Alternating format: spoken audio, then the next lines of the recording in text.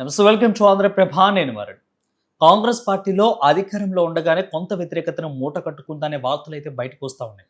అదే కాకుండా కాంగ్రెస్ పార్టీలో దిగ్గజ నేతలుగా ఉన్న కొంతమంది నేతలకు కూడా అంతే గుర్తింపు దక్కడం లేదనే వార్త అయితే వినిపిస్తూ ఉంది. సో ఇదే నేపథ్యంలోనే నేను ప్రెసెంట్ వి హనుమంతరావు గారితో అయితే ఉన్నాను. సో సార్కి దగ్గర ప్రాధాన్యత దక్కటం లేదా, లేదు అంటే కాంగ్రెస్ పార్టీలో అసలు ఏం జరుగుతుంది, ప్రజా వ్యతిరేకత ఉన్న మాట వాస్తవేనా, ఇట్లన్నిట్లో అదేవిధంగా తాజా రాజకీయ పరిణామాల మీద కూడా సార్ని అడిగి మరిన్ని వివరాలు తెలుసుకుందాం. సార్ నమస్తే. నమస్కారం సార్, ప్రజెంట్ సిచ్యువేషన్ చూస్తూ ఉంటుంటే కాంగ్రెస్ పార్టీలో కొంత వ్యతిరేకత ఉంది ప్రజల్లో, తెలంగాణ రాష్ట్రంలో అనేది మాట వినిపిస్తాం.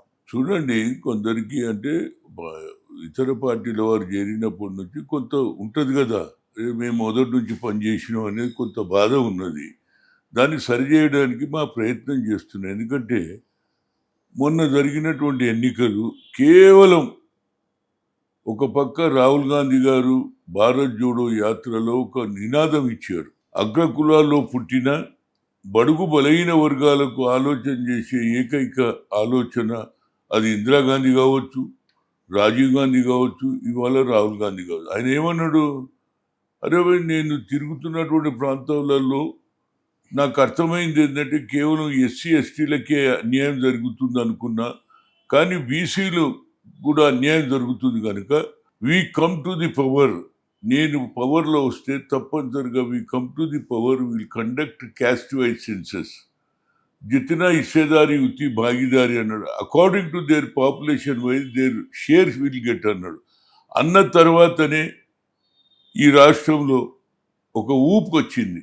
అరే ఎవరు మాట్లాడే నరేంద్ర మోడీ ప్రధానమంత్రి ఉన్న బీసీల గురించి ఏం చేస్తలేడు, కేవలం 25 కోట్ల ఏదేది బిలో పావర్టీ వాళ్ళు ఉన్నలో నేను పైకి తెచ్చినట్టు 25 కోట్ల సంగతి ఇప్పటిదానిక నాకు తెలియదు ఎక్కడ అభివృద్ధి చేసిండో. కానీ రాహుల్ గాంధీ గారు అన్న తర్వాత మన రాష్ట్రంలో ఒక ఊపు వచ్చింది. దానికి అనుగుణంగానే రేవంత్ రెడ్డి గారు కూడా ఆలోచన చేశారు. దానికంటే ముందు ఎప్పుడైతే రాహుల్ గాంధీ గారు ఈ ఆలోచన చేయంగానే నేను 10 జిల్లాలు తిరిగాను, ఉమ్మడి జిల్లాలు తిరిగా. ఉమ్మడి జిల్లాలలో తిరిగి ఒకటే చెప్పిన, సుడ్రాబాబు ఒక నాయకుడు మన భారతదేశంలో ఇన్ని పార్టీలు వచ్చినాయి, నరేంద్ర మోడీ 3 సార్లు ప్రధానమంత్రి అయ్యాడు, కానీ బీసీల గురించి ఆయన ఆలోచన చేస్తలేడు. కానీ ఒక అగ్రకులాలో పుట్టినటువంటి రాహుల్ గాంధీ గారికి ఆలోచన వచ్చింది, దీన్ని తప్పనిసరిగా మనం అమలు చేయాలి అని అన్ని జిల్లాలలో తిరిగా మంచి రెస్పాన్స్ వచ్చి, దాని తర్వాత కామారెడ్డిలో రేవంత్ రెడ్డి గారు అది మీటింగ్ పెట్టినప్పుడు నేను సిద్ధరామయ్యను కూడా కామారెడ్డికి పిలిచారు. అక్కడ ఆయన 42% రిజర్వేషన్ ఇస్తాం మేము ప్రభుత్వానికి వస్తే అన్నాడు.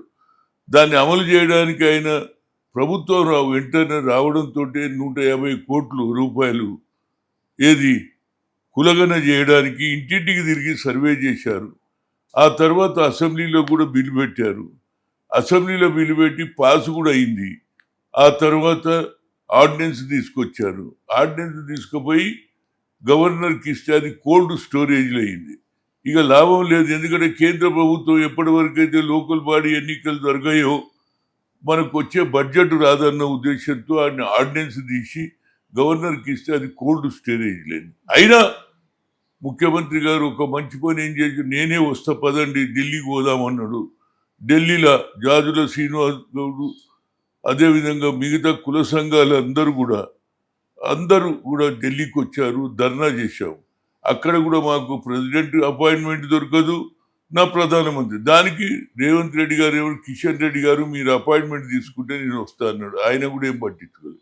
ఈ విధిలేని పరిస్థితులలో మన కేంద్రంలో వచ్చే నిధులు రావాలి, గ్రామాలు అభివృద్ధి చెందాలని పంచాయతీరాజ్ ఎన్నికలు పెట్టాడు. అందులో ఎక్కువ శాతం సర్పంచులు ఎక్కువ శాతం గెలవడం జరిగింది. అదేవిధంగా మున్సిపాలిటీలలో చైర్మన్లు వైస్ చైర్మన్లు బీసీలు ఎక్కువైండ్రు. మహిళలకు కూడా 50% రిజర్వేషన్ ఇచ్చారు.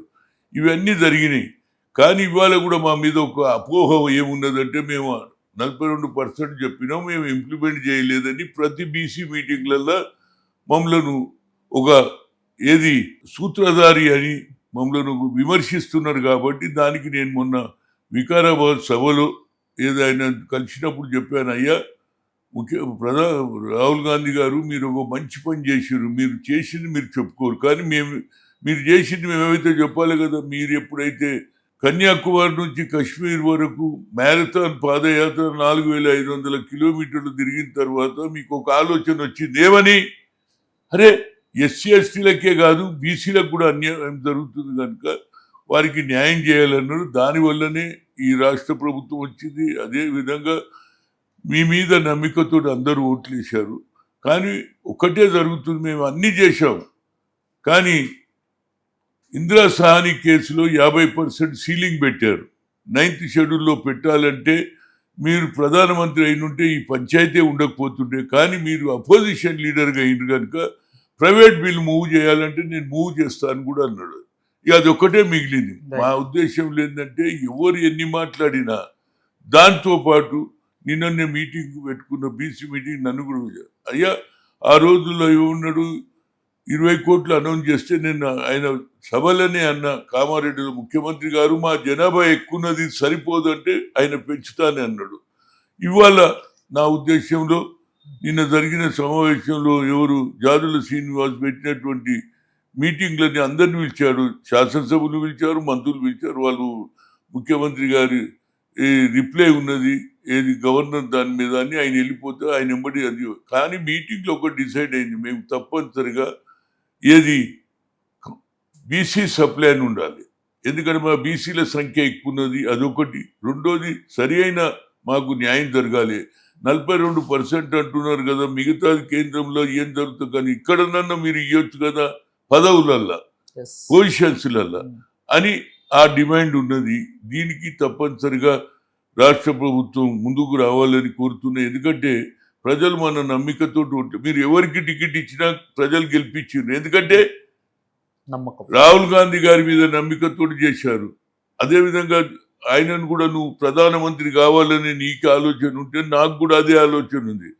ఈ దేశానికి నిజంగా కూడా న్యాయం జరగాలంటే రాహుల్ గాంధీ గారు ప్రధానమంత్రి కావాలి, అప్పుడే ప్రజలకు న్యాయం జరుగుతుంది అనేది నా ఉద్దేశం. ఎందుకంటే ఇప్పుడు 2029 లేదో ఏది వన్ ఎలక్షన్ అనేది వస్తుంది కాబట్టి దీని మీద తప్పనిసరిగా కాంగ్రెస్ ప్రభుత్వం గట్టిగా ఫైట్ చేయాలి. తెలంగాణలో ఇంకొకటి జరుగుతుంది, ఆయన ఉద్దేశం కూడా ఏంటంటే ఒకటి మూసీ రివర్ను బాగు చేయాలని, రెండోది నంబర్ 1 సిటీ చేయాలని, ఇంకోటి ఏది స్పోర్ట్స్ యూనివర్సిటీ చేయాలనేది ఆయన ఆలోచన ఉంది. మంచి దేశంలో ఎక్కడ లేదు స్పోర్ట్స్ యూనివర్సిటీ, ఇక్కడ చేయాలనేది మొట్టమొదటి రాష్ట్రం కనుక తప్పనిసరిగా దానికి మా సహకారం ఉంటుంది. కానీ బడుగు బలహీన వర్గాల గురించి కూడా ఆయన ఆలోచన చేయాలి. ఎందుకంటే రాహుల్ గాంధీ గారు చూడండి ఒక పెద్ద మాట మాట్లాడిండండి, ఎవరు కూడా అనుకోలే ఈ మాట.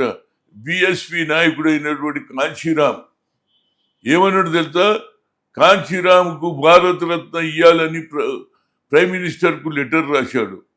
బహుజన్ సమాజ్ పార్టీ అంటే బడుగు బలహీన వర్గాలది, కింది స్థాయిలో ఉన్న వారికి కూడా రాజకీయాలలో అవకాశం ఇవ్వాలి అని ఒక ఉద్యమం తీస్తే ఆ ఉద్యమం సక్సెస్ అయింది.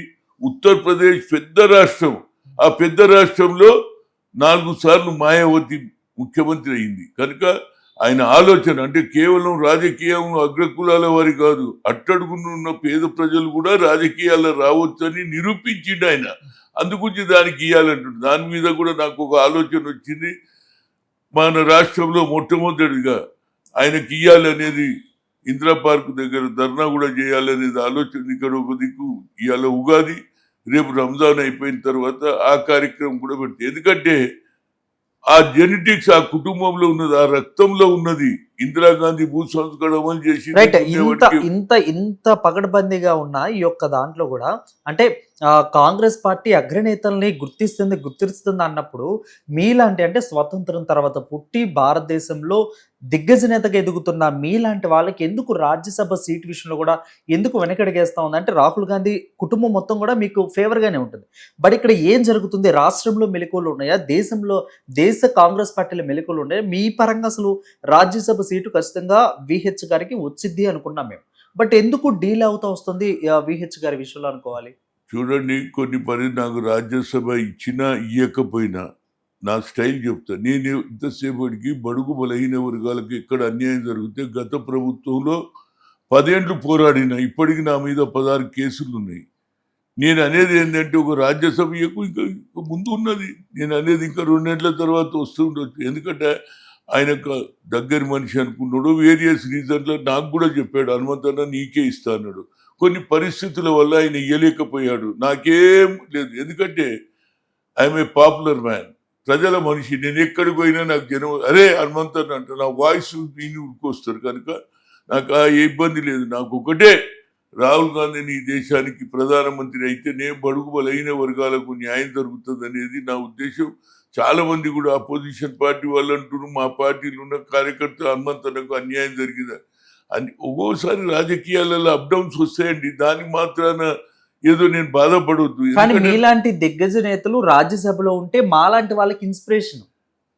నిజమే. ఇప్పటికి కూడా నేను మీలాంటి పెద్ద నేతలు మళ్ళీ మళ్ళీ రావాలన్నా కానీ రాలేరు. ఎందుకంటే స్వతంత్రం నుంచి కూడా మిమ్మల్ని చూస్తూ ఉన్నారు. తర్వాత వచ్చిన ఒక ముఖ్యమైన వ్యక్తి కాబట్టి, మీరు స్వతంత్రం నుంచి ఉన్న వ్యక్తి కాబట్టి అంత దిగ్గజ నేతలకి మాకు ఇన్స్పిరేషన్ అప్పటి నుంచి తెలుసుకోవాలన్నా తెలుసుకోగలం మేము. కానీ మీలాంటి వాళ్ళకి వెనకడుగు వేస్తున్నారు మిమ్మల్ని అనేది ఒక ఆలోచన. దీనికి కారణం ఏంటంటే నేను ఎప్పుడైతే పార్లమెంట్లో ఉన్నానో ఆ రోజులలో నేను ఐఐఎంలో రిజర్వేషన్ లేదని మేము కోర్టుకు పోతే కోర్టు కొట్టేసింది. ఏది supreme court there is no reservation for IIT, all India institute of medical sciences. అప్పుడు నేను సోనియా గాంధీ దగ్గర పోయినా. ఆ కుటుంబంలో ఎలాంటి ఆలోచన ఉన్నదో, madam we are coming from the local area, local language, కానీ talent is not anybody's property madam, we should give opportunity. ఏం చేయాలి ma'am, Supreme Court was deny. So my request to put a word to the Dr. Manmohan Singh is the Prime Minister. Let them can put in the Parliament bill.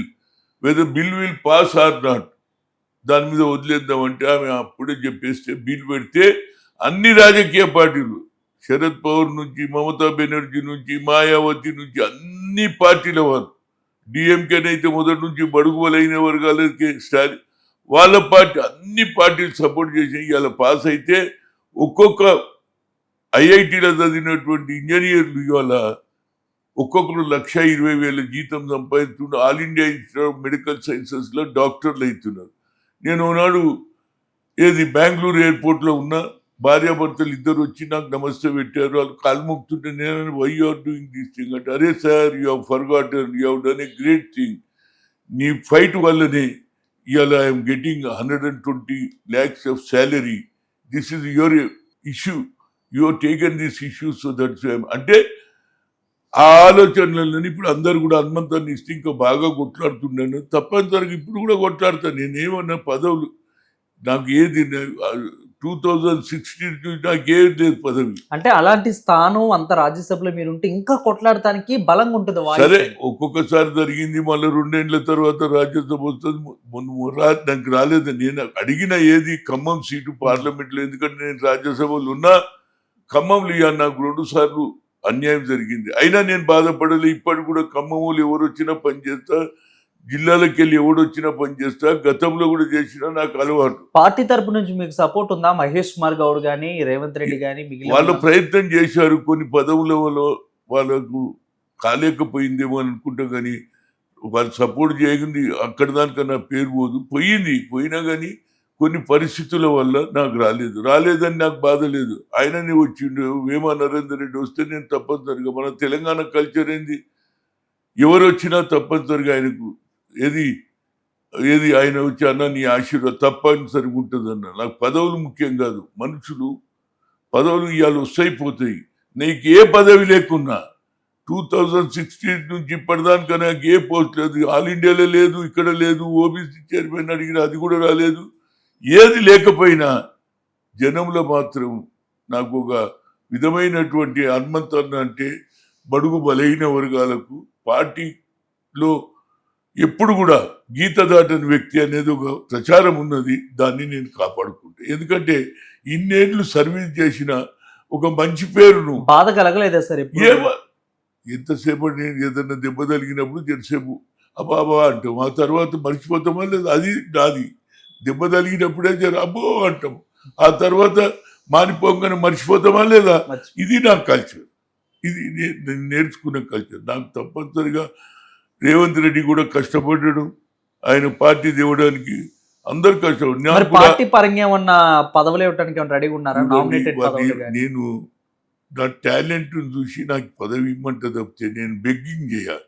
దీనికి కూడా నేను ముఖ్యమంత్రి అడిగినా తప్పనిసరిగా నీకే అన్నాడు. కానీ ఆయన కొన్ని పరిస్థితుల వల్ల ఇయ్యలేకపోయి ఉండొచ్చు. కానీ నాకేం బాధ లేదు. కానీ జనంలా ఈవెన్ అపోజిషన్ పార్టీస్ వాళ్ళు కూడా అంటున్నారు హనుమంతరావుకు అన్యాయం జరిగింది, ఇస్తే బాగుంది.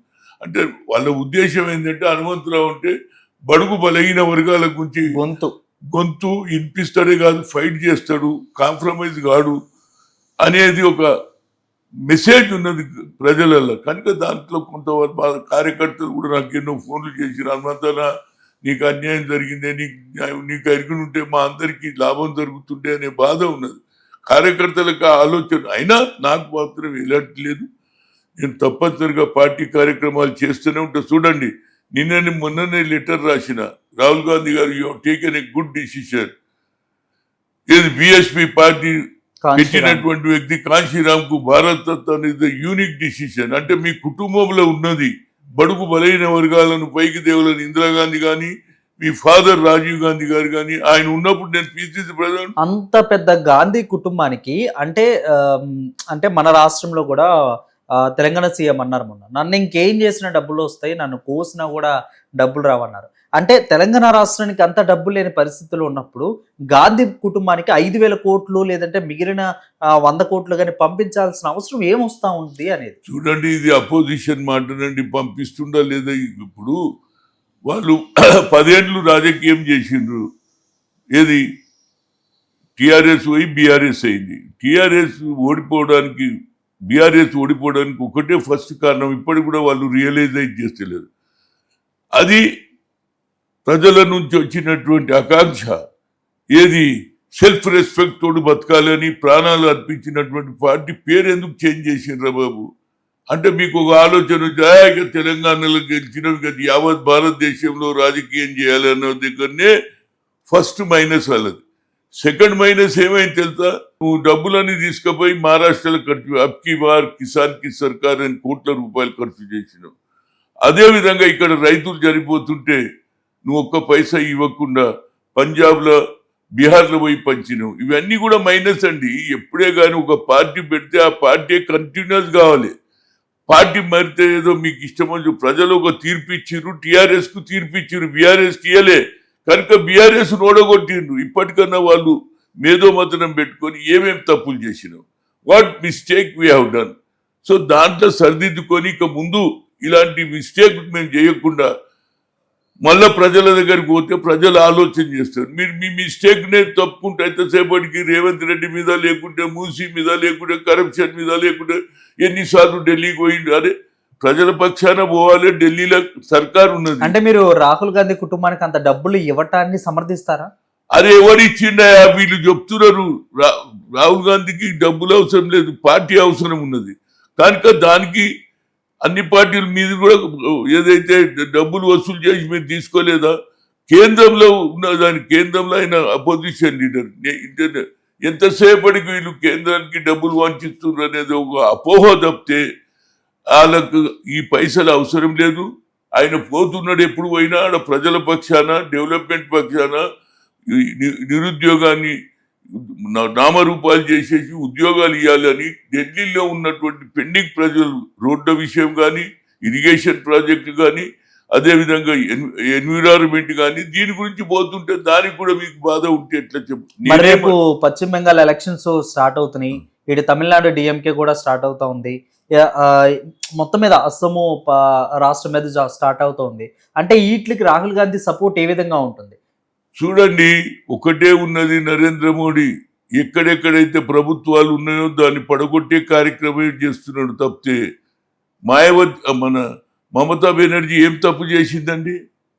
నువ్వే అంటావు బేటీ బచావ్ బేటీ బడావ్, బేటీ బచావ్ బేటీ బడావ్. ఆ బేటీ కేసాత్ నువ్వు అన్యాయం చేస్తున్నావు. ఆ అమ్మాయి ఏం తప్పు చేసింది, ఆ తల్లి ఏం తప్పు చేసింది, మా అక్క ఏం తప్పు చేసింది, ఆమె పడబడ్డావు ఏమిరా బాబు నువ్వు? ఆడ దౌర్జన్యం ఆఖరుకు ఎలక్షన్ కమిషన్ చీఫ్ సెక్రటరీని కూడా తీసేస్తారు. ఇది అన్యాయమా కాదా? నేను ఎన్నడూ చూడలే. ఇది ఒక డెమోక్రసీ కంట్రీ కాదు, డిక్టేటర్ కంట్రీగా అవుతున్నది నా ఉద్దేశంలో. నరేంద్ర మోడీ 3 సార్లు గెలిచినావు, మరి ఆమె కూడా ఆ రాష్ట్రంలో గెలుస్తూ వస్తుంది. 3 సార్లు గెలిచింది, ఇప్పుడు గెలిస్తే 4వ మళ్ళీ 4వ సారి గెలవడానికి కావాలంటే అన్ని రాష్ట్రాలలో ప్రభుత్వాలు పడగొట్టాలి. తమిళనాడులో పెడతావు చిచ్చు, కేరళలో పెడతావు చిచ్చు, అక్కడ పోతే ఎంతసేపటికి సబ్కా సాత్ సబ్కా వికాస్ అంటున్నారు. ఏడు ఉన్నది రవి. అంటే నీ రాష్ట్రాలు ఏదైతే మహారాష్ట్రలో యూపీలో ఉన్న సర్కార్లే ఉండాలన్నా? మిగతా రాష్ట్రాలలో ఇది డెమోక్రసీ కంట్రీ, ఇది ప్రజాస్వామ్య దేశం, సెక్యులర్ కంట్రీ. మీరు ఎంతసేపటికి సెక్యులర్ను పక్కకు పెట్టి హిందూ దేశం చేయాలని ఆర్ఎస్ఎస్ ఆలోచన మీది, మాది కాదు. అందుకే రాజీవ్ గాంధీ సద్భావన అన్నాడు. ఆయన కొడుకు ఇవాళ భారత్ జోడో యాత్రలో కూడా బడుగు బలహీన వర్గాల గురించి దేశాన్ని యునైటెడ్ చేయాలని తిరుగుతున్నటువంటి వ్యక్తి. ఆ బీజేపీ వాళ్ళు అనుకున్నట్లు దక్షిణాదిలో పాగా వేయాలి అని అనుకుంటున్నారు. సో అంటే అది కొంతమేర కర్ణాటకలో లాస్ట్ టైం చూసేసరికి ఈ యొక్క కాంగ్రెస్ పార్టీ వచ్చి దాన్ని తలకిందులు చేసింది. ఇప్పుడు తమిళనాడులో ఎలక్షన్స్ జరుగుతూ ఉన్నాయి. అంటే తమిళనాడులో కూడా కొంత పొత్తు పెట్టుకునేందుకు కూడా వీళ్ళు ప్రయత్నిస్తూ ఉన్నారు. అంటే మన తెలుగు రాష్ట్రాల్లో, మన దక్షిణాదిలో వాళ్ళు కాలు డెవలప్మెంట్ కంటే చిచ్చులు పెడుతున్నాడు అండి. సాధ్యమైతే మన ఆయన డెవలప్మెంట్ ఇవాళ చెప్తున్నాడు. నేను ఎన్నోసార్లు కలిసిన, నీకు ఆలోచన వచ్చిందా? ఓసారి 40, ఓసారి 60, ఓసారి 84 మంది ఎంపీలను కలిసినాం. సార్ మాకు మా జనాభా ప్రకారం సెపరేట్ మినిస్ట్రీ అడిగిన, ఇయ్యలే. క్రిమినల్ ఎత్తేయమని ఎత్తేయలేదు, ఎందుకంటే 27% ఇచ్చింది. కానీ ఎక్కడ కూడా ఎవరికైతే నెలకు 80,000 ఏదైతే 8 లక్షల లిమిట్, 8 లక్షలు దాటితే వాళ్ళ కొడుకుకు బిడ్డకు రిజర్వేషన్ లేదు, సర్టిఫికెట్ ఇయ్యారు, అది తీయవు. ఆఖరికి మేమన్నా కులగన చేయమన్నాము. రాజ్నాథ్ సింగ్ 2008లో అన్నాడు కులగన చేస్తాను, ఎందుకు చేయలేదండి అంటే మీకు లేదు. దాని మీద ఇవాళ ఏది ఓట్ చోరీ తర్వాత దీని మీద అంటున్నారని నువ్వు సర్ అని పెట్టినావు, స్పెషల్ ఇన్సెంటివ్ రివిజన్ అని పెట్టి తగ్గిస్తావు నువ్వు అందరినీ. ఇక అంటే ప్రజల ఓటు హక్కు కూడా కాల రాసేస్తున్నావు కదా. అంటే ఇది ఏంది నాకు అర్థమైతే లేదు. ప్రజలు అర్థం చేసుకుంటున్నారు. ఇవాళ ప్రపంచ యుద్ధం జరుగుతుంది. ఇజ్రాయెల్ పంచాయతీలో అమెరికా వాళ్ళు ఇంటర్ఫెరెన్స్ అని ఎంతో మందిని చంపడం జరిగింది. దాని మీద నువ్వు ఎందుకు మాట్లాడతలేవురా బాబు? అదే కాకుండా ఇంకో సంగతి చెప్తున్నా, నువ్వే అన్నావు, మీ నరేంద్ర మోడీ అన్నాడు మన పాకిస్తాన్ వాళ్ళ మీద యుద్ధం ప్రకటించినప్పుడు ఏది కశ్మీర్లో నువ్వేమన్నావు? నేను యుద్ధాన్ని ఆపినావు అన్నావు. నేను యుద్ధాన్ని ఆపినానంటే పాకిస్తాన్ వాళ్ళకి చెప్పి ఆపినాను. మరి ఇదెందుకు అడగవు? అంటే ఆయన ఆధిపత్యం ఇక్కడ కూడా ఉన్నది. నరేంద్ర మోడీ నువ్వు ఒక ఆలోచన చేయి, ఎంతసేపటికి నీకు మంచి పేరు రావాలంటే యుద్ధం ఎంతమంది ఇవాళ 140,000 150,000 మంది ఇవాళ నువ్వు అరబ్ కంట్రీలో ఉన్నటువంటి వాళ్ళు కువైట్లో కానీ దుబాయ్లో కానీ అందరూ వచ్చేస్తున్నారు కదా. వాళ్ళు ఏడ బతకాలే?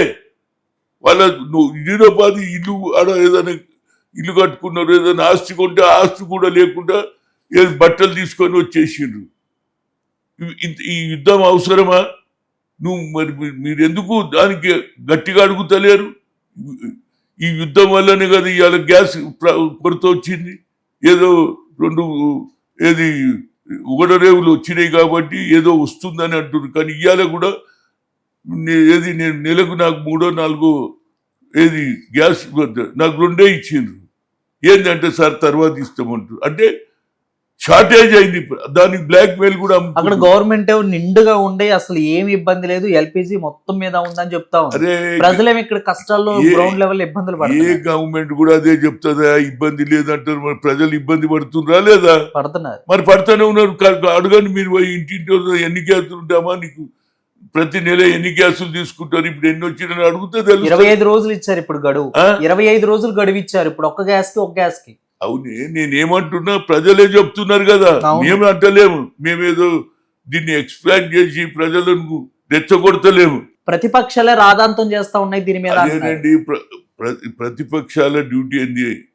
బాబాసాహెబ్ రాజ్యాంగం రాసేటప్పుడు ప్రభుత్వంలో ఉన్న వారికి అపోజిషన్ కి ఈక్వల్ రైట్ ఇచ్చింది కాబట్టి వాళ్ళు మాట్లాడుతున్నారు. తప్పేమున్నది? ఏ ఇంటికి పోయి అడుగుదాం. నా సంగతే చెప్తున్నా, నాకు నెలకు 4 వస్తాయి, 4 నాకు 2 ఇచ్చిండ్రు. ఏంటంటే మళ్ళీ ఇస్తాం సార్ అంటే దట్ మీన్స్ నేనేమనలే, ఎందుకంటే వాళ్ళకి కూడా బాధ ఉందని. అట్లా ఎవరికి ఒక్కొక్క గ్యాస్ ఉన్నోని కూడా ఇస్తారు. ఇవాళ హోటల్ ఎందుకు బంద్ అవుతున్నాయి? చిన్న చిన్న ఏదైతే ఇడ్లీ వడలు కూడా బంద్ చేసి నా దగ్గర నా ఇంటి ముందే రోజు మరి టిఫిన్ ఎలా చేస్తున్నారు మీరు? ఇక మరి అందరికి కట్టెలు పోయినాయి, పిడికలు పోయినాయి, ఆ అలవాటే పోయింది. అందరు గ్యాస్ మీదనే వండుకుంటున్నారు కాబట్టి మళ్ళా కట్టెల రాజ్యం, మళ్ళా పిడికల రాజ్యం వచ్చింది అనేది నా ఉద్దేశం. కనుక దీనివల్ల ఎంత నష్టం జరిగింది, అక్కడ యుద్ధం జరిగితే ఇక్కడ మనకు కూడా నష్టమైందా లేదా? కనుక దాని మీద ఎక్కువ శ్రద్ధ వహించలేదు. ఓన్లీ పార్లమెంట్ ఇక్కడ ఎలక్షన్ జరగాలి, అక్కడ మమతా బెనర్జీ ఇక్కడ స్టాలిన్ ఓడగొట్టాలి, అదేవిధంగా అక్కడ ఇదే పని పెట్టుకున్నాడు ఆయన. అన్ని రాష్ట్రాలలో ఇప్పుడు మళ్ళీ ఒకే ఎలక్షన్ వన్ టైం ఒకేసారి అంటున్నాడు. దాని మీద మళ్ళీ పెట్టేస్తున్నాడు, ఇవాళ బిల్ తీసుకొస్తున్నాడు. అంటే ఏమిటి ఇది? రాజ్యాధికారం గురించి అందరినీ ఖతం చేసేసి నేనే రాజుని అంటున్నాడు నరేంద్ర మోడీ. నువ్వు ఏం చేసినావు చెప్పు? నువ్వు బీసీ ఉండి నువ్వు బీసీలకు ఏం చేసినావు? అగ్ర కులాలైనటువంటి రేవంత్ రెడ్డి, అగ్ర కులాలైనటువంటి రాహుల్ గాంధీ గారికి ఆలోచన వచ్చింది, నీకెందుకు రాలేదు అంటున్నా. నేను ఎన్నోసార్లు అడిగిన పార్లమెంట్ డెలిగేషన్ అయిన ఒక్క పనన్నా చేసినవా? అదే సోనియా గాంధీ గారు యూపీఏ చైర్పర్సన్ గా ఐఐఎంలో రిజర్వేషన్ తెచ్చిన తల్లి ఆమెనే. అదేవిధంగా రాహుల్ గాంధీకి చెప్పిన, అయ్యా మాకు 27% అంటున్నారు, కానీ మాకు న్యాయం జరుగుతలేదు. కాంగ్రెస్ పార్టీ అంటే రెడ్ల పార్టీ అంటున్నారు. సరే, ఇప్పుడు ఇవాళ రెడ్డి ఉన్నాడు కాబట్టి రెడ్ల పార్టీ. ముందు నుంచి కూడా వైఎస్ రాజశేఖర రెడ్డి గానీ, సంజీవ్ రెడ్డి వీళ్ళందరూ కూడా రెడ్ల పార్టీగానే ఉంటుంది. ఇప్పుడున్న గవర్నమెంట్ లో కూడా మంత్రి పదవులు కానీ అన్ని కూడా రెడ్లకే నామినేట్ పదవులు. ఒకసారి నాకు అవకాశం వచ్చింది, ఈ పంచాయతీ ఉండకపోతుంది కదా. 1990లో నాకు వచ్చింది. రాజీవ్ గాంధీ గారు హెచ్కేఎల్ భగత్ ఇన్ఛార్జ్ సెక్రటరీని పంపించిండు హనుమంతరావు చేయమంటే. అప్పుడు అగ్ర కులాల కంటే ఎక్కువ మన వాళ్ళే వ్యతిరేక ఇయ్యాలు వచ్చింది ఒక మూమెంట్. అది కూడా ఎందుకు? రాహుల్ గాంధీ గారు జితనా హిస్సేదారి యుక్తి బాగితారు, ఇప్పుడు ఊపు వచ్చింది. ఇవాళ కాకుండా రేపు తప్పనిసరిగా బీసీ మూమెంట్ వస్తుంది, రాదని కాదు. కానీ కంటిన్యూస్గా అగ్రకులాలు వచ్చింది కాబట్టి ఆ ఆవేదన ప్రజలలో ఉన్నది నిజమే, కాదంటలేను. కానీ నేను అనేది ప్రతిదీ కూడా కేంద్ర ప్రభుత్వంకు పంపిస్తున్న డబ్బులు అనేది ఒక అపవాద తప్పితే డెవలప్మెంట్ ఇక్కడ జరుగుతుంది. ఇవాళ ఎవరు కూడా గతంలో బెంగళూరు ఏం లేదు, రియల్ ఎస్టేట్ కూడా పడిపోయింది. ఏం లేదండి, ఇవన్నీ పడిపోతే ఒక్కొక్కరు భూమి కొనడంలో ఎంత జరుగుతున్నది. ఫోర్త్ సిటీ, ఫ్యూచర్ సిటీ అన్నట్టు వెళ్తున్నారు కానీ అక్కడ భూమి కొరత కాదు, భూమి రేటు పెరిగింది. అది చెప్పవు నువ్వు. ఒక్కొక్క ల్యాండ్ ఎంత ఒక స్క్వేర్ యార్డ్ ఇవాళ మా దగ్గరని డీడీ కాలనీ ₹1,00,000 స్క్వేర్ యార్డ్ అవుతుంది, 80,000కు తక్కువ లేదు. నేను అనేది ఏంటంటే ఇది ఒక అపవాద. ఏదంటే ప్రభుత్వం ఏదో తప్పు చేస్తుంది, మూసిన పైసలు తినేస్తున్నారు, అండ్ల తినేస్తున్నారు అనేది వీళ్ళ అలవాటు అయింది. రాత్రి అసెంబ్లీలో కూడా అదే మాట్లాడారు. మూసి ప్రక్షాళన చేస్తా కేటీఆర్ మాట్లాడాడు. మూసి ప్రక్షాళన అని చెప్పి దాంట్లో డబ్బులు దండుకుంటున్నారు తప్ప ఏమి. అదే నువ్వు నీ దగ్గర ఏదన్నా ప్రూఫ్ ఉంటే చూపించరా? ఊకే అపవాద. నేను అనేది ఇది ఒక సిస్టమ్ అయిపోయింది. తిట్టేయాలే, ఇక వాడు సుధరించుకోవాలి. అరే భయ్ నీ దగ్గర ఉంటే చూడు, అపవాదం ఏది ఉంటుందో. ఇప్పుడు ఆయన రెడీ అన్నట్టు డిస్కషన్ చేస్తేందుకు. పని జరుగుతున్నప్పుడు ఏదైనా తప్పులు జరిగితే అడుగు. ఇవాళ హైడ్రా దిక్కలి ఎంత లాభమైంది, ఎన్ని భూములు కాపాడిండండి రంగనాథ్ గారు. We should appreciate. ఇప్పటిదానికో కొట్టేసారు మీరు ఏది ధరణి పేరు మీద. ఒక్కొక్కడు ఇందిరాగాంధీ ఇచ్చిన భూములు కూడా తీసేసుకున్నారు. ఆనాడు ఇచ్చింది 1981లో. దున్నే వాడికే భూమి అన్నది దొరల దగ్గరికి తీసిస్తే మళ్ళీ దొరల చేతికే వాడు ఒక్కొక్క విల్ల 4 కోట్లు అమ్ముతున్నాడు. ఏది పేదలకు ఇచ్చిన మా దగ్గర ఎస్సీ లీడర్లు ఉండి ఎవడు మాట్లాడాడు? ఇవాళ ఎస్సీ లీడర్లు మాదిగా వాళ్ళ కుటుంబం 1,20,000 ఏది 120 మంది ఉన్నారు. అడక తింటున్నారా బాబు? నేను ఎప్పటి నుంచి ఏది బీఆర్ఎస్ పీరియడ్ అప్పటి 2001 నుంచి కొట్లాడుతున్నా. ఇవాళ 2026 అయింది, ఇప్పటిదాన్ని 2001 ఎప్పుడో అన్యాయం జరిగితే కూడా నేను 3-4 గంటల కింద పోయినా ప్రభుత్వం ఆడకి. ఇప్పటిదాకా జరుగుతలేదు. కనుక అదే మాట రాహుల్ గాంధీ గారు కూడా ఏమన్నాడు తెలుసా? ఖమ్మం మీటింగ్ లో అన్నాడు, ఇందిరాగాంధీ దియేస జమీన్ విపి సర్మాయదారు లేలి అంటే దొరలు తీసుకున్నారని. అంటే ఏ దొరనైతే ఇచ్చిండో ఆ దొర తీసుకుంటుండు. దొంగ పేర్లు పెట్టి దొంగ సంతకాలు చేసి నేను అనేది ఏంటంటే ప్రజల పక్షాన కొట్లాడేటోని నేను పార్టీ లేదని తప్పు తప్పితే నేను మీటింగ్లో బయట మాట్లాడా. ఖమ్మం వెలుగు మాటలు ఉంది కదా, వెలుగు మాటలు దానికి ఇప్పుడు అయింది కదా. ఇవాళ ప్రభుత్వం ఇమీడియట్ గా రేవంత్ రెడ్డి యాక్షన్ తీసుకున్న వాళ్ళకి అందరికి ఇంట్లో సగం మందికే ఇచ్చారు, మిగిలిన సగం మిగిలింది కూడా ఇవ్వాలని నేను కోరుతున్నా. మీ ద్వారా అందరు చెప్తున్నాను, నేను కూడా చెప్తున్నా, అందరికీ రావాలి. ఒకరికి ఇచ్చి ఒకటి లేకుంటే కడుపు అంటుంటుందా లేదా? నా ముందే ఒకరికి అన్నం పెట్టిండ్రు, ఇంకోటి అన్నం లేని పెడతాడు, తల్లి మీద చేయి పెడతాడా లేదా?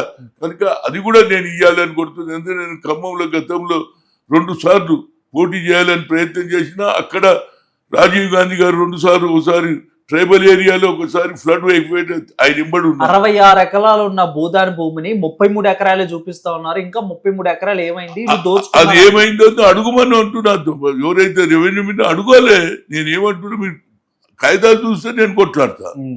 నేను అనేది నేను పార్టీలో రెడీయా? బిహెచ్ గారు రెడీయా వాళ్ళ తరపున కొట్లాడటానికి? హనుమంతరావు గారు రెడీగా ఉన్నారా వెలుగు మాటల ప్రజల తరపున కొట్లాడతారు? ప్రజల పక్షాన ఎక్కడ అన్యాయం జరుగుతుందో ఇప్పటిదాని కొట్లాడి, ఫ్యూచర్ లో కూడా కొట్లాడతా. న్యాయమైన కేసు. నేను అబండాలు చెప్పేటోని కాదు. నేను ఇప్పుడు చెప్తున్నా, కీసరా దాయర్లో జరిగినటువంటి సంఘటన చెప్పినా లేదా? అప్పుడు ధరణి పేరు మీద భూములందరూ దొంగ సంతకాలు పెట్టి రెవెన్యూలో మేనేజ్ చేసి లేఅవుట్ చేసి ఇచ్చేసేవాడు. కోడన్ల పేరు మీద చేసుకున్నాడు. ఇక ఇంతకంటే ఏం చెప్పాలి? బతుకమ్మ కుంట వచ్చిందంటే అది మీ వాళ్ళే. నేను 35 ఏళ్ల నుంచి కొట్లాడుతున్న గురు. నేనేది అలో నాకు కూడా అన్నాడు ఆఫర్ ఇచ్చిండ్రు. ఏది? ఏం ఆఫర్? డబ్బులు ఇస్తాని. కానీ నేను ఆఫర్ ఎవడైతే ల్యాండ్ గ్రాబింగ్ చేసినోడే ఫీలర్ పంపిస్తాడు కదా ఎవరు. నేను ఎక్కడ కాంప్రమైజ్ కాను. ఇంకొకటి ఉన్నది నా లైఫ్ లో అంబిషన్. మొహమ్మద్ ఆజం సరెండర్ చేసినటువంటి ల్యాండ్ ఉన్నది 6 నంబర్ దగ్గర. దాన్ని మహాత్మా జ్యోతిరావు పూలే ఆడిటోరియం కట్టిస్తే ఈ పేద ప్రజలు, బడుగు బలైన వర్గ చిన్న చిన్న పెళ్లిలు, అదే విధంగా స్టూడెంట్ ఒక లైబ్రరీ చేయాలనేది నా ఆలోచన. ఎందుకంటే అది సరెండర్ చేసిన ల్యాండ్, ఎక్సెస్ ల్యాండ్. దాన్ని కూడా ఇవాళ కబ్జా చేస్తున్నారు. కనుక నేను ప్రజల పక్షాన ఉంటా. నాకు ఆనాడు ఇస్తే డబ్బులు ఉంటుంటే నేను నాకు అవకాశాలు రాలేదని కాదు బ్రదర్, నాకు చాలా వచ్చినాయి. ఆ ఆలోచన చెప్తే రాజశేఖర్ రెడ్డి అన్నాడు, హనుమంతరావు గారు నువ్వు నా ఇంబడి ఉండు, జనార్దన్ రెడ్డి ఇష్యూలో నీకు 50 ఏళ్లకు సరిపోయే చెయ్యి తాపకుండా చూస్తా అన్నాడు. నేనన్నా మా కల్చర్ వేరు రాబాయి, మేము కొట్లాడతాం, కలుసుకుంటాం. మీ దగ్గర కల్చర్ వేరు అంటే మా దగ్గర ఇటు అటు అన్నాడు. అది అదే బాబు, వాళ్ళ తమ్ముడు, వాళ్ళ కొడుకు, వాళ్ళ బ్రదర్ని కొట్టినప్పుడు పోతే నాకు ఆఫర్ ఇచ్చిండు, నేను ఒప్పుకోలే. ఏది జనార్దన్ రెడ్డి కూడా నాకు ఆఫర్ ఇచ్చిండు. కేసీఆర్ పిలవలేదా మిమ్మల్ని ఎప్పుడు కూడా? కేసీఆర్ ఆఫర్ ఇవ్వలేదు ఎప్పుడు?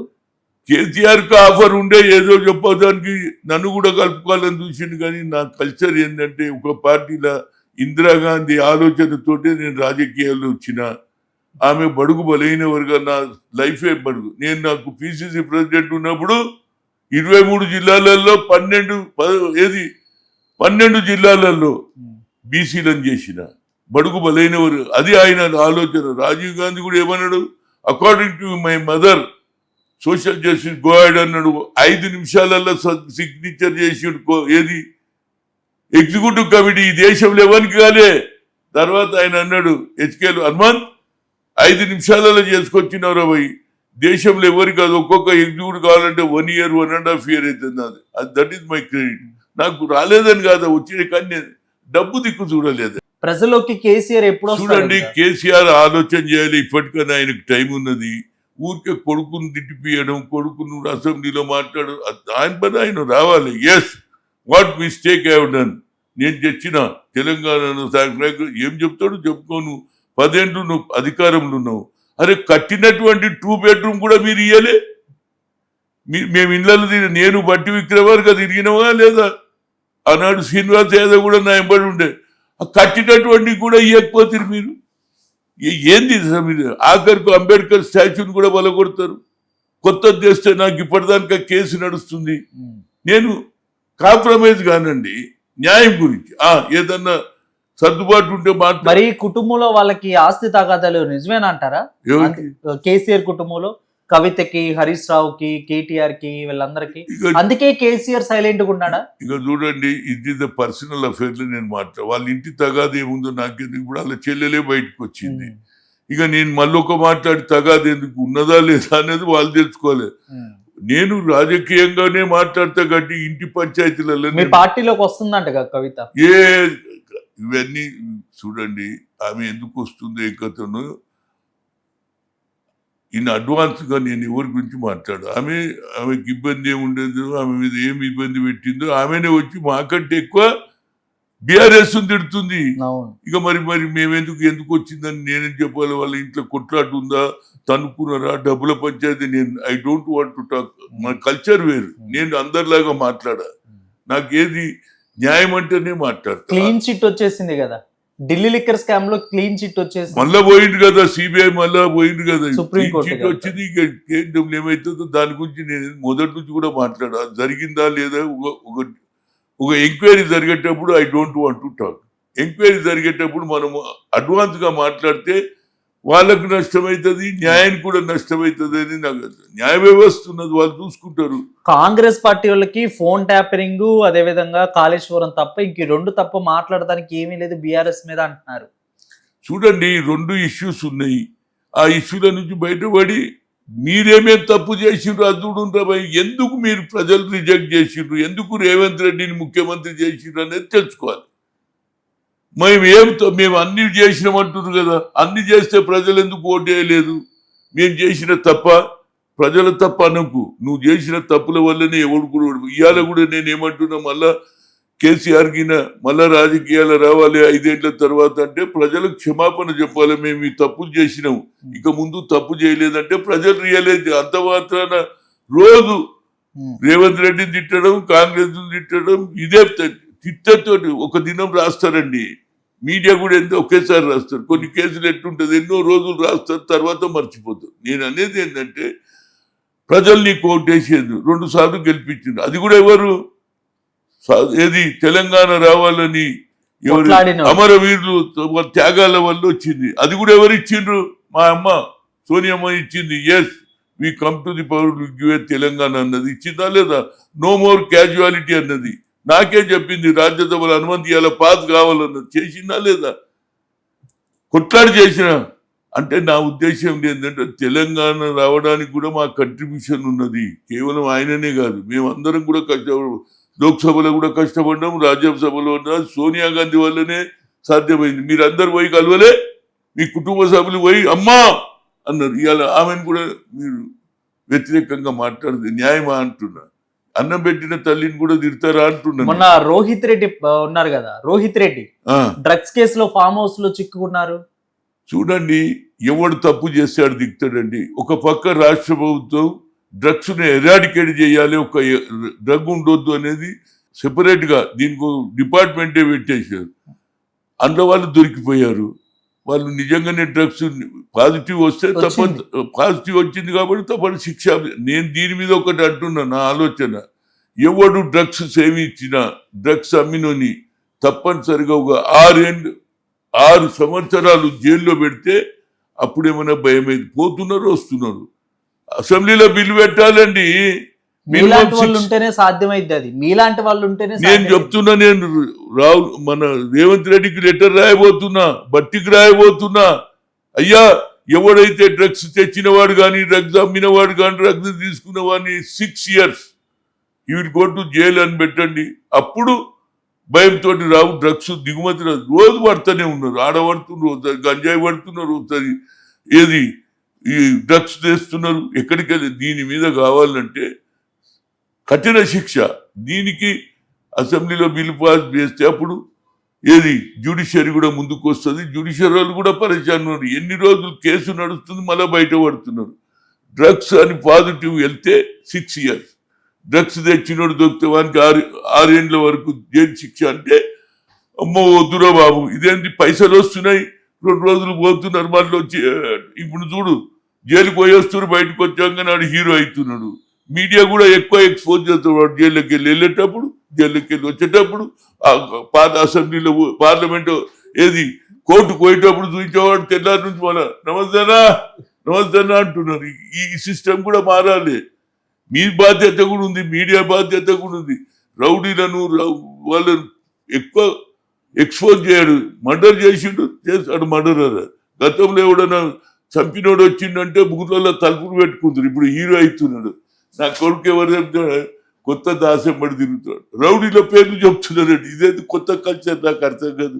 ఇంతకుముందు ఎవడన్నా ఊర్లలో అరే జైలుకు వచ్చినాడు తెలిపేటాడు వస్తున్నాను, ఇప్పుడేమో ఆయనకి ఆహ్వానం చేద్దా. ఎవరు అనుకుంటున్నావు, మా కొడుకు కొత్త దాసెంబడి తిరిగాడు, చనిపోయింది అనుకో ఆయన పేరు చెప్తారు, కొత్త దాసెంబడి తిరిగి. ఇదొక ఏది పిహెచ్డి లెక్క, చదువుకున్నటువంటి ఎల్ఎల్బి లెక్క అయిపోయింది. దీంట్లో కూడా నేను ఎన్నోసార్లు చెప్పిన ఇందులో మార్పు రావాలని. నా ఉద్దేశంలో మార్పు రావాలంటే ఇవాళ జ్యుడిషియరీతో పాటు మీడియా, అదేవిధంగా అసెంబ్లీ, పార్లమెంట్, వీటితోటి న్యాయం జరుగుతుంది. మీలో కూడా మార్పు రావాలనేది నా ఉద్దేశం. మరి హామీలు అడుగుతున్నారు, ఇంకా మిగిలి ఉంటాయి కదా హామీలు. అదే చూడండి, 2500 ఎప్పుడు ఇస్తారు, తులం బంగారం ఎప్పుడు ఇస్తారు? ఇక్కడ ఏంటండి, ఒకటి అది ఇయ్యలేని పరిస్థితి ఉన్నది. కానీ ఏ ఇంట్లో అడిగినా ఎంతమంది పిల్లలు అంటే 5 ఆడపిల్లలు, ఒక మగ పిల్లాడు అంటాడు. సంఖ్య పెరిగిపోయిందండి. కనుక మా ముఖ్యమంత్రి 5 ఇయ్యలేరు. ఇది ముందే తెలుసు కదా. ఇప్పుడు తెలుస్తుంది. ఇప్పుడు మేము కూడా చాలా హామీలు చేసినాము. వీళ్ళు ఎన్ని కోట్లు అప్పు చేసింది మాకేం తెలుస్తుంది, నువ్వు భలే చెప్తావు. లాస్ట్ బడ్జెట్ లో చెప్తారు కదా ఇంత ఉంది అని. ఏ బడ్జెట్ చెప్పినా ఇవ్వాలి, మహిళలకు ఇచ్చేయాలి న్యాయం. దానికి అన్నిటికి ఇస్తున్నారు. వాళ్ళు కూడా అడుగుతున్నారు. తులం బంగారం అయితే ఇచ్చే పరిస్థితి లేదు, ఉన్నమాట చెప్తుంది. ఎందుకంటే ఏది 1,30,000, 1,40,000 ఒక తులం బంగారం అయినా ఎడికెళ్ళి తెస్తామండి. ఇంకో పక్క అంటారు మీరు ఈ పాపులర్ స్కీమ్స్ పెట్టేసి ప్రజలకు నష్టం చేస్తున్నారు, పనికిరాని వాళ్ళని చేస్తున్నాను ఒక మేధావి సంఘం కూడా అంటుంది కదా. కనుక నా ఉద్దేశంలో ఇంటికి ఒక్కటన్నా ఇవ్వాలని నేను రాజీవ్ గాంధీ సద్భావన రోజు చార్మినార్ దగ్గర చెప్పిన దానికి నేను మిగతా అన్ని ఇచ్చినామండి. అదొకటి, ఫీజు రియంబర్స్మెంట్ తప్పనిసరిగా ఇవ్వాలని నేను మీతో మీటింగ్ లో కూడా చెప్తున్నా. ముఖ్యమంత్రి కూడా లేదు. ఎందుకంటే ఫీజు రియంబర్స్మెంట్ అయితే పిల్లల భవిష్యత్తు చెడిపోతుంది కదా. కాలేజీలోకి వెళ్ళి తీసేస్తారు, వాళ్ళు చదవాలి ఎట్లా. కనుక అది, అదేవిధంగా ఎవరైతే రిటైర్డ్ అయినరో, రిటైర్డ్ అయినాక వాళ్ళ జీతాలు, ఆ రిటైర్డ్ అమౌంట్ వస్తే బిడ్డ పెళ్లి చేసుకుంటారు, ఒక ఇల్లు కట్టుకుంటారు. కనుక ఈ రెండింటి మీద నేను ముఖ్యమంత్రికి రేవంత్ రెడ్డి, బట్టి విక్రమార్కతో మాట్లాడతాను ఈ 2 ఇష్యూలు. మరి ఇప్పుడన్నా కానీ మేము నెక్స్ట్ టైం ఆశించవచ్చా విహెచ్ గారిని రాజ్యసభలో గాని అసెంబ్లీలో గాని చూడండి నామినేటెడ్ పదవికి గాని? ఎందుకంటే ఇంత బాగా మాట్లాడుతున్నారు, ఇంత దృఢ సంకల్పం ఉంది, ప్రజల తరపున మాట్లాడే వ్యక్తి. నువ్వు అన్నది నేను ఏకీభవిస్తున్నా, కానీ ఒకటి చెప్తున్నా, నేను మొదటి నుంచి కూడా ఏమన్నా, నాకు ఇక్కడ ముఖ్యమంత్రి నాకు ఒకసారి ఛాన్స్ వచ్చింది, వేరియస్ రీజన్, రెండోసారి ఛాన్స్ వచ్చింది. ఆయన ఏది వైజాగ్ నుంచి పెరంబూరు పోయేటాడు. Hanumanth after parliament election will be over, I will make you CM. అదే రోజు సాయంత్రం చనిపోయాడు. కనుక నా రాతలే లేదు. నాకు ఆలోచన, నాకు ఒకటే, రాహుల్ గాంధీని ప్రధానమంత్రి చేయాలంటే నేను ఢిల్లీలో మకాం వేస్తే తప్పనిసరిగా నాకున్న పరిచయాలు, నేను 9 రాష్ట్రాలలో ఇన్ఛార్జ్గా పనిచేసిన, ఏది కర్ణాటకలో గెలిపించాను, హర్యానాలో గెలిపించాను, అస్సాంలో గెలిపించాను, ఉత్తరాఖండ్లో కూడా గెలిపించాను. కనుక తప్పనిసరిగా నాకున్న పరిచయంతో ఇంకోటి ఇన్ఛార్జ్ కూడా ఉన్నాను. తమిళనాడులో ఇన్ఛార్జ్ ఉన్నా, కేరళలో ఉన్నా, అన్ని రాష్ట్రాలలో నాకు ఉన్నటువంటి పలుకుబడితోటి అందరితోటి మాట్లాడి తప్పనిసరిగా నా ధ్యేయమే ఒకటి, రాహుల్ గాంధీని ప్రధానమంత్రి చేయాలని. నేను నా సర్వీస్ ఇక్కడ ఉన్నా, నా సర్వీసు దేశంలో కూడా అందరి పరిచయాలు ఉన్నాయి కాబట్టి నేను దానికి రాహుల్ గాంధీకి ప్రధానమంత్రి చేయడానికి ఉపయోగపడతా అనేది నా మనసులో ఉన్నటువంటి ఆలోచన. ఇక నేను అంతకంటే ఎక్కువ ఏం చెప్తాను. పక్క రాష్ట్రం నుంచి డిప్యూటీ సీఎం పవన్ కళ్యాణ్ కూడా వచ్చి తెలంగాణ రాష్ట్రంలో పోటీ చేస్తారన్న. సరే చూడండి, రాజకీయంలో ఎవరన్నా రావచ్చు, పోటీ చేయొచ్చు, దీనికి ఒక రిస్ట్రిక్షన్స్ లేదు. కానీ వస్తే ప్రజలు ఓటు వేస్తారా లేదా, మీకు ఫిట్ ఫైట్ అయింది కదా, అది ఏమైతుంది అనేది నువ్వు నేను చెప్తే కదా. ప్రజలు అతను అరిస్తారా, దానికి పలుకుబడి ఉంటుందా లేదా, దానివల్ల ఎవరికి నష్టం అనేది ఇప్పుడు మాకైతే. ఎందుకంటే ఆయన ఆల్రెడీ ఏది అక్కడ బీజేపీ తోటి అడ్జస్ట్మెంట్ ఉన్నాడు. ఏది 3 బీజేపీ, టీడీపీ అండ్ ఈయన జనసేన. కనుక ఆయన ఆలోచన ఏముందో లెట్ ద వే. నేను ఆయన కూడా పాపులర్ లీడరు, సినిమాలలో ఉన్నాడు, ఆయన క్రేజీ కూడా ఉంది. లెట్ దెమ్ జనాన్ని మనం ఎట్లా చెప్తావు నువ్వు రావద్దు అనేది నేను కూడా పోతా అన్ని రాష్ట్రాలు అంటే ఇక్కడ మనకి తెలంగాణ రాష్ట్రంలో వచ్చేసరికి మన తెలంగాణ వాది అనేది ఉండిద్ది కదా. సరే అది రియాక్షన్ ఎట్లుంటుంది అనేది నువ్వు నేను చెప్తే కాదు, ఆయన వచ్చినప్పుడు రియాక్షన్ మీద నువ్వు అప్పుడు అడిగితే మాట్లాడతా. ఇప్పుడు నేను ఇప్పుడు తెలంగాణ వస్తున్నాడు, అందరు తిరుగుతున్నాడు. ఇవాళ మా వాళ్ళు ఇవాళ పోయిండు చంద్రబాబు వచ్చి బట్టి విక్రమార్క కొడుకులను ఆశీర్వదించిందా లేదా, నేను పోయి అడిగినా లేదా, నేను కూడా పోయి చంద్రబాబుని కలిసినా, నేను పోయి పవన్ కళ్యాణ్ కలిసిన ఏ ఇష్యూలో దామోదరం సంజీవయ్య ఏదైతే వాళ్ళ ఊర్లో ఉన్నదో దాన్ని స్మృతి భవన్ కట్టిమని కోరుతున్నా. ఎందుకంటే ఆయన బడుగు బలైన వర్గాల నుంచి 2 సార్లు ఏఐసిసి అధ్యక్షుడుగా, కేంద్ర మంత్రిగా, రాష్ట్ర ముఖ్యమంత్రి, ఆయనకు న్యాయం చేయమని పోయినా. నేను ఇష్యూస్ మీద పోతా, వాళ్ళు కూడా వస్తారు, పెళ్లిళ్ళకి వస్తారు, పోతారు. ఇది బార్డరా, పాకిస్తాన్ బార్డర్ ఇట్లా అంటే పోవద్దన్నది బార్డర్ కాదు, ఏం కాదు.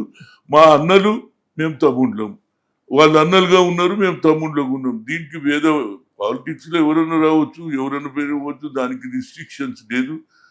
పాకిస్తాన్ లాగా మేము దూరం పెట్టలేదు, తప్పనిసరిగా సత్సంబంధాలు ఉండాలి. అక్కడ వాళ్ళు కూడా మన వాళ్ళే, తెలుగు వాళ్ళు కాబట్టి ఎవరికి గౌరవించుకోవాలనేది నా ఉద్దేశం. మరి మన ప్రధానమంత్రి ఎందుకు ఈ యొక్క యుద్ధం మీద మాట్లాడట్లేదు, ఎవరికి సపోర్ట్ ఇస్తున్నారు కూడా చెప్పండి. ఇక చూడండి, ఆయనకి ఎవరు, నేను పార్లమెంట్లు ఉంటే నేను అన్ని మాట్లాడదు, నేను అడిగేవాడిని, నన్ను బాగా గుర్తుపడతాను. కడిగి పడేసోళ్ళు మీరు అడిగంటే లెక్కతోటి ఊరికండి బేకార్ మాట్లాడు. నేను చక్కగా మాట్లాడేది, ఆయన బీసీల గురించి ఇంత సంఖ్యను తెచ్చినోడు ఎవడు లేడని ఆయన్నే అన్నాడు. ఖతార్ అంటే నీ లైన్ పెద్దగా ఉందంటే నేను నాకంటే పెద్ద ఖతార్ నువ్వురా బాబు, దేశానికే ప్రధానమంత్రి, నువ్వు న్యాయం చేయమని ఆయన ఏం చేయలేదు. అదే రాహుల్ గాంధీ ఇలా బీసీల గురించి అదే అసలు యుద్ధం మీద అసలు రాహుల్ గాంధీ మాట్లాడుతున్నాడు కానీ అటు పక్కన మాట్లాడనిస్తలేరు. అది కదండి, వాళ్ళంతా డిక్టేటర్ పరిపాలన అయింది. ఎవడు మాట్లాడితే ఇవాళ లేడీ ఒక ఎంపీ రాహుల్ గాంధీ కల్చర్ బాగలేదు, ఆయన సభ్యత లేదు అంటుంది. ఎందుకు నువ్వు నిన్నటిదాకా నువ్వు సినిమాలలో పనిచేసినావు తల్లి, నీకు సభ్యత గురించి అంటావు. ఆ కుటుంబం దేశానికి త్యాగం చేసిన తండ్రి నానమ్మ త్యాగం చేసిరా లేదా, వాళ్ళని పట్టుకొని కూడా ఇవాళ రేపు ఫ్యాషన్ అయిపోయింది, రోజు ఏదన్నా స్టేట్మెంట్ ఇచ్చేసేయాలి, అయిపోయి దాని మీద డిస్కషన్. కనుక కొందరికి అలవాటు అయింది రాజకీయాల్లో ఎర్లీ వస్తే వాళ్ళకి కష్టమేం తెలుసు. నేనున్నా కింది స్థాయి నుంచి వస్తున్నా నేను, కనుక నాకు కష్టం తెలుసు, నష్టం తెలుసు. కాబట్టి నేను ఆచితూచి మాట్లాడతా. ఎప్పుడన్నా నాతో తప్పైతే ఇమీడియట్గా నేను సారీ అంట. That is the culture. నేనేదో పెద్ద పైల్వాన్ అని అనుకోను. మనిషి ఎంత పెరిగితే అంత తగ్గినట్టు ఉండాలనేది నా కల్చర్. నేను ఎప్పుడు కూడా ఒకరికి డైరెక్ట్గా ఇండివిజువల్ ఒకసారి మన పవన్ కళ్యాణ్ మీద ఫ్యామిలీ మీద మాట్లాడితే ఆయన బాధపడ్డాడు. ఆనాడు నుంచి నేను మళ్ళీ ఆయన ఏమన్నాడు, హనుమంతన్న నిలబడితే నేను ఇంటింటికి తిరిగి హనుమంతన్నని గెలిపిస్తా అన్నాడా లేదా. That is my culture. కనుక చూద్దాం. కానీ ఇలా వారు మందు కాకపోతే, వారు ఆపకపోతే ఇంకెక్కువ నష్టం జరుగుతుంది. ముఖ్యంగా భారతదేశంలో, ప్రపంచంలో అందరికీ నష్టం జరుగుతుంది. అందులో భారతీయులు చాలా మంది ఇతర దేశాలలో ఉద్యోగ రీత్యా, చదువు రీత్యా పోయిండ్రు. వాళ్ళందరికీ నష్టమైంది, బాధపడుతున్నారు. ఇవాళ వచ్చి ఏం పని చేయాలి అడిగిన లేబర్ అక్కడ పోయి పని చేసింది, ఇప్పుడు మళ్ళీ లేబర్ మళ్ళీ దేవుళ్ళు ఆడుకోవాలి అంటే అందరికి కష్టమే కదా. ఒక ఇల్లు కూలిపోతే ఎంతమందికి నష్టమవుతుంది. ఈ దేశంలో ఇన్ని ఇంటి కూలిపోతున్నాయి, ఇంతమందికి నష్టం, ఇంతమంది చనిపోతున్నారు. ఆయనకు ఆలోచన లేదు ట్రంప్ గారు. మరి ఏమనుకుంటున్నారు, నేను డిక్టేటర్ రాజ్యం, నేను ఏదన్నా నా దగ్గర డబ్బులు ఉన్నాయి, నా దగ్గర సైన్యం ఉన్నది, ఎవరన్నా చంపుతావురా బాబు. ప్రజలలో ఇవాళ అమెరికాలో కూడా అతని వ్యతిరేకం స్టార్ట్ అయితే చూడండి, నెక్స్ట్ ఎలక్షన్ ఆయన గెలవలేడు. ఇది కూడా చెప్తున్నా నేను. ఎవరవై నువ్వు ఒక్క దేశం మీద కక్షతోటి నీకేం నష్టం. ఆయన వాళ్ళ ఆలోచన వాళ్ళకు, నీ దగ్గరకు వచ్చి నన్ను పోయి అని చేసేసి అని ఖతం చేయాలి అని చేస్తే వాళ్ళు అతనే ఎవరైతే ఇరాన్ ఉన్నాయనే వ్యక్తినే చంపేస్తుంది. ఇది న్యాయం అంటున్నా. అది మాది గాంధీయవాదం. అదే అన్నాడు మహాత్మా గాంధీ కూడా, ఎవరు చంపకుండా, కట్టె లేకుండా, ఒక తుపాకీ లేకుండా అట్ట సాధించాలి తప్పితే మంచితోటి యుద్ధాలు చేసి దేశానికి నష్టం చేసి ప్రాణాలు పోతే ఎంతమందికి నష్టమవుతుందండి. కనుక దాంట్లో ట్రంప్లో కూడా ఆలోచన రావాలని కోరుతున్నా. రైట్. రైట్. అది చూసారు కదా! ఖచ్చితంగా రాహుల్ గాంధీ యొక్క ప్రధానమంత్రి అవ్వడమే నా లక్ష్యం. అదేవిధంగా ఒక పదవి ఉంటేనే కాదు, పదవి లేకపోయినా గానీ ఎప్పటికైనా బడుగు, బలహీన వర్గాల వాళ్ళకి మేలు చేయడానికి ఎప్పటికి కూడా నేను ఉంటానంటూ గూడా మనతో పాటు హనుమంతరావు గారైతే చెప్తున్న పరిస్థితి కనిపిస్తుంది. సో, చూద్దాం ఇక మనం గూడా దిగ్గజ నేత కాంగ్రెస్ పార్టీలో ఉన్న ప్రముఖమైన వాళ్ళలో ఎక్కువగా జ్ఞానం ఉన్న వ్యక్తి, అదేవిధంగా ప్రజలకి ఏ విధంగా మేలు చేయాలో కూడా తెలిసిన వ్యక్తి కాబట్టి ఖచ్చితంగా ఏదో ఒక పదవి రావాలి. అదేవిధంగా రాజ్యసభ సీటు రావాలని కూడా మనం కూడా మనస్ఫూర్తిగా కోరుకుందాం. Thank you. మరొక గెస్ట్‌తో మళ్ళీ కలుద్దాం. అంటే then keep watching Andhra Prabha news.